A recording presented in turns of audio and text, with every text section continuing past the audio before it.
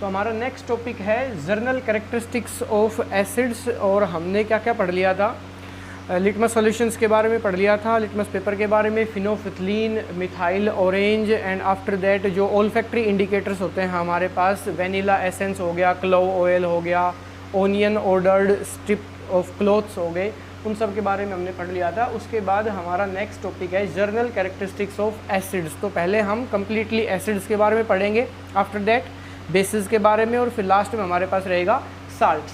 ठीक है, तो जर्नल कैरेक्टरिस्टिक्स ऑफ एसिड्स के अंदर कुछ जानी पहचानी बातें हैं। पहला है they are sour in test,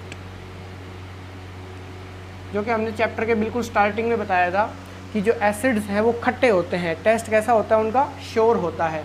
दूसरा है, अगर आप लिटमस के ऊपर इसका अफेक्ट देखते हो तो क्या करते हैं, acids turns blue litmus into red.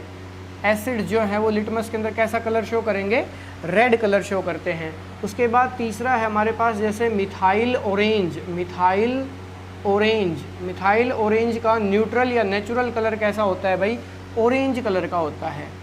Orange को किस में कन्वर्ट कर देते हैं, ये रेड कलर में कन्वर्ट कर देते हैं। एसिड्स मिथाइल ऑरेंज का कलर भी रेड कर देते हैं।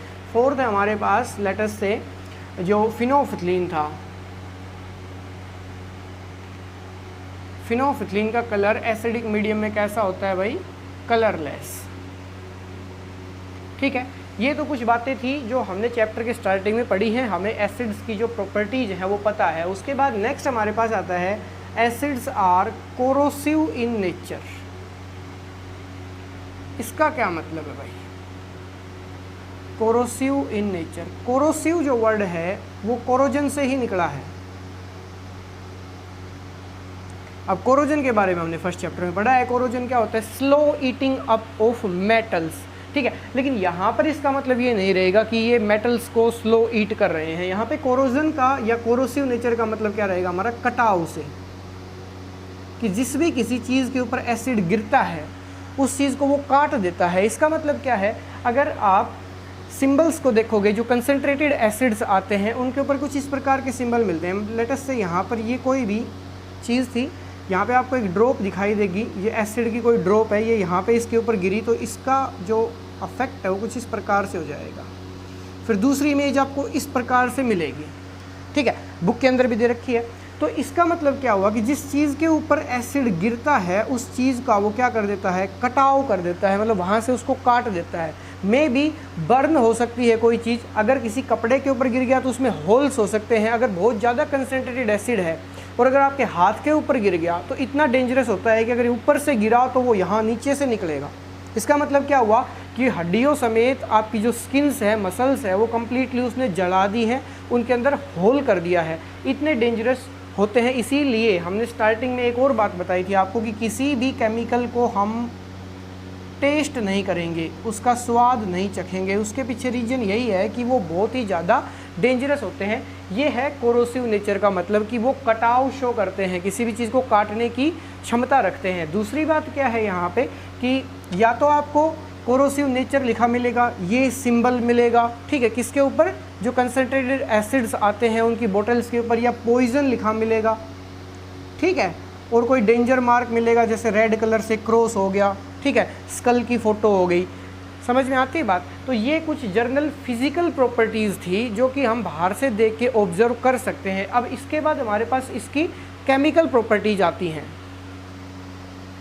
तो केमिकल प्रॉपर्टी में या जर्नल कैरेक्टरिस्टिक्स ऑफ एसिड में जो 6 पॉइंट है वो है reaction of acids with metals, कि मेटल्स के साथ अगर एसिड की रिएक्शन होता है तो फिर क्या होता है। लेट अस से मैं एक एग्जांपल लेता हूँ, जिंक जो है वो हाइड्रोक्लोरिक एसिड के साथ रिएक्शन करके क्या बना रहा है भाई, ZnCl2 plus hydrogen gas. Balance करोगे, इधर एक जिंक है, HCl हाइड्रोजन एक है, उधर 2 है, क्लोरीन भी 2 है, इसका मतलब यहाँ से हम 2 से मल्टीप्लाई कर देते हैं। ठीक है, उसके बाद क्या है, अगर आप स्टेट लिखना चाह रहे हो तो जिंक यहाँ पे सॉलिड स्टेट में होता है, जो HCl है वो एक्वस सॉल्यूशन है, ये ZnCl2 एक्वस फॉर्म में, साल्ट की फॉर्म में बनेगा, और ये क्या हो गया हमारे पास, गैस हो गई। ठीक है, जर्नल रिप्रेजेंटेशन अगर आपने देनी है तो आप क्या लिखेंगे, मेटल जो है किसके साथ रिएक्शन कर रहा है, एसिड के साथ रिएक्शन कर रहा है, तो क्या बना रहा है, साल्ट प्लस हाइड्रोजन गैस, ये आपकी जर्नल रिप्रेजेंटेशन हो गई। तो अगर कोई आपसे ये पूछता है कि what happens when A acid react with a metal, क्या होता है जब कोई एसिड मेटल के साथ रिएक्शन करता है या मेटल एसिड के साथ रिएक्शन करता है, तो हम क्या कहेंगे, when a metal react with acid then salt and hydrogen gas are produced. तो उस रिएक्शन के अंदर कोई साल्ट बनता है, ठीक है, और एक हाइड्रोजन गैस रिलीज होती है। दूसरी बात, कुछ जो एसिड्स हैं वो किसी मेटल के साथ रिएक्शन नहीं दे पाते हैं। जैसे अगर मैं यहीं पे सेम टू सेम ये कहूँ कि कॉपर जो है उसके आपने HCl के साथ रिएक्शन करवाई, तो हम कहेंगे कि ये रिएक्शन हुई नहीं, ठीक है। अब इसका रीज़न क्या है कि ये रिएक्शन कॉपर ने HCl के साथ नहीं दी। तो एक्टिविटी सीरीज़ को रिमाइंड करेंगे आप। एक्टिविटी सीरीज़ क्या थी हमारे पास,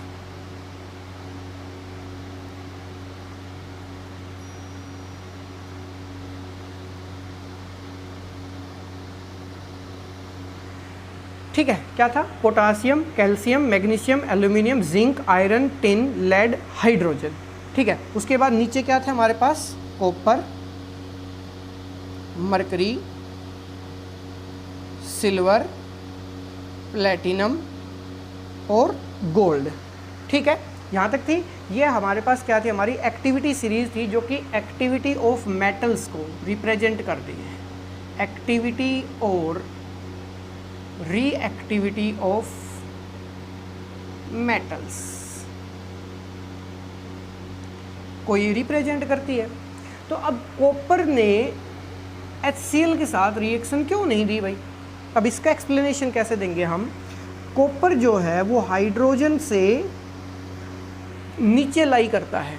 अब इस बात का मतलब क्या हुआ कि जो मेटल्स हाइड्रोजन से ऊपर हैं वो सारे मेटल्स हाइड्रोजन को इस एसिड में से डिस्प्लेस कर सकते हैं, ठीक है।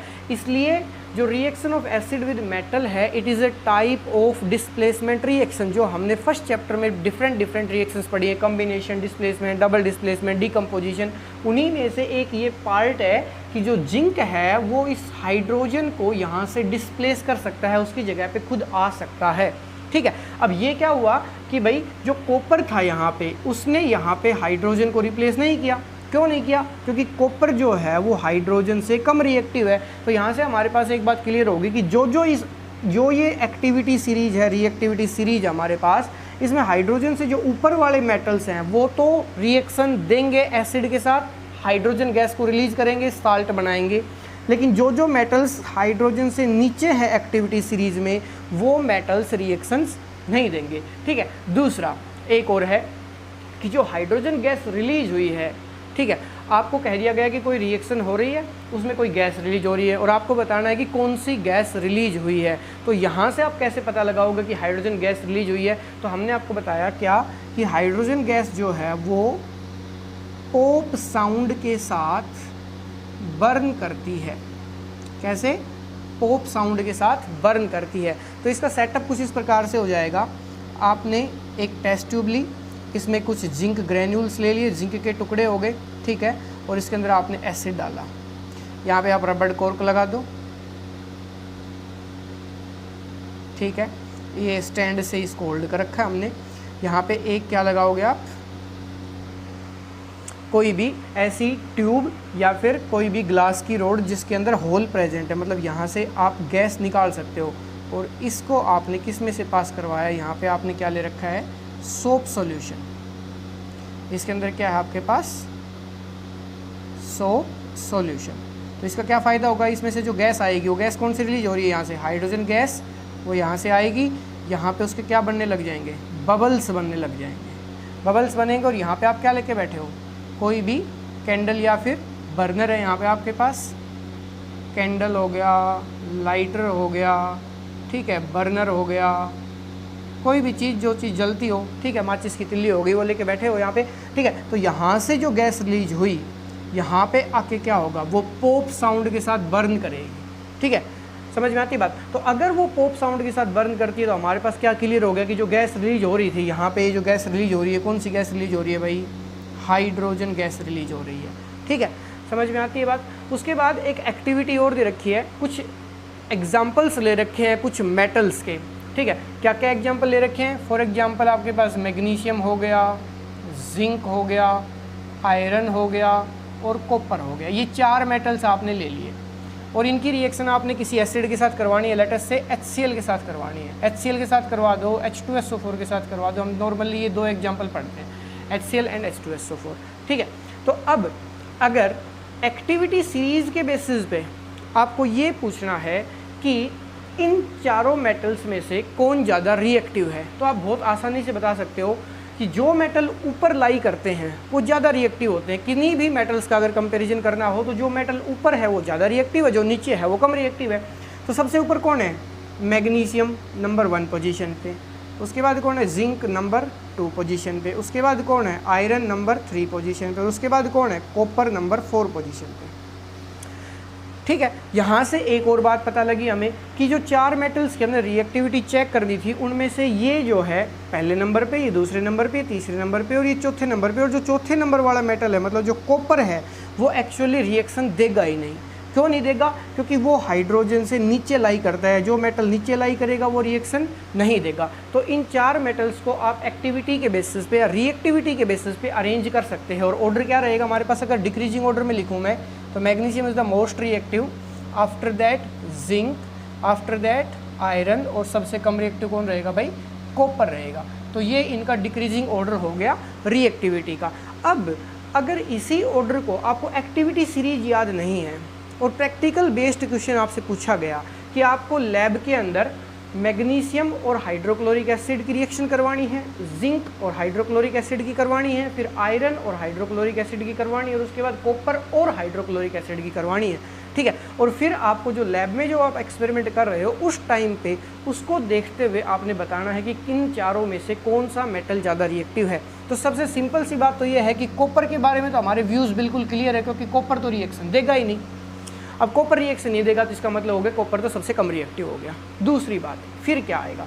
मैग्नीशियम जब रिएक्शन करेगा, क्योंकि ये मोस्ट रिएक्टिव है, ये हमें इसके बेसिस पे पता है, लेकिन लैब के अंदर आप क्या एक्सप्लेनेशन दोगे या प्रैक्टिकल बेस्ड क्वेश्चन एग्जाम में आता है तो फिर आप क्या एक्सप्लेनेशन दोगे? आप कहोगे कि यहाँ पे जो बबल्स हैं वो सबसे ज़्यादा किसके केस में बने थे? जब यहाँ पे आपने कौन सा मेटल लिया था? मैग्नीशियम। या फिर आप क्या कहोगे? इसमें रिएक्शन क्या हो रही है? फास्ट, ठीक है। और इसको पता लगाने के लिए केमिस्ट्री में हम एक वर्ड बहुत ज़्यादा यूज़ करते हैं, विग्रोस रिएक्शन। विग्रोस रिएक्शन, विग्रोसली या विग्रोस रिएक्शन, उसका मतलब यही है कि रिएक्शन क्या हो रही है? बहुत ज़्यादा फास्ट हो रही है। समझ में आती है बात? उसके बाद जब आप जिंक की रिएक्शन करवा रहे हैं तो हम क्या कहेंगे? मैग्नीशियम से लेस फास्ट हो रही है रिएक्शन या लेस विग्रोसली हो रही है रिएक्शन, आराम से हो रही है। मैग्नीशियम से कम रिएक्टिव है कौन? जिंक। और आयरन के केस में क्या हो जाएगा? हम कहेंगे रिएक्शन बहुत स्लोली हो रही है। एक वर्ड लिखा मिलेगा आपको, रिएक्शन स्लोली हो रही है, आराम से हो रही है। किसके केस में? आयरन के केस में। बबल्स बहुत कम बन रहे हैं as comparison to magnesium and zinc. और कॉपर के केस में आप क्या कहोगे कि कोई रिएक्शन हुई नहीं, मतलब बबल की फॉर्मेशन नहीं हुई। बबल की फॉर्मेशन नहीं हुई मतलब हाइड्रोजन गैस नहीं बनी। हाइड्रोजन गैस नहीं बनी मतलब कि ये वाली जो रिएक्शन हमने लिखी है copper plus HCl, no reaction, कोई रिएक्शन हुई नहीं है इसके केस में। तो ये एक पहली कैरेक्टरिस्टिक्स थी केमिकल के बेसिस पे। हमने स्टार्टिंग में 4-5 और पढ़ी हैं, ठीक है। Reaction of acids with metals.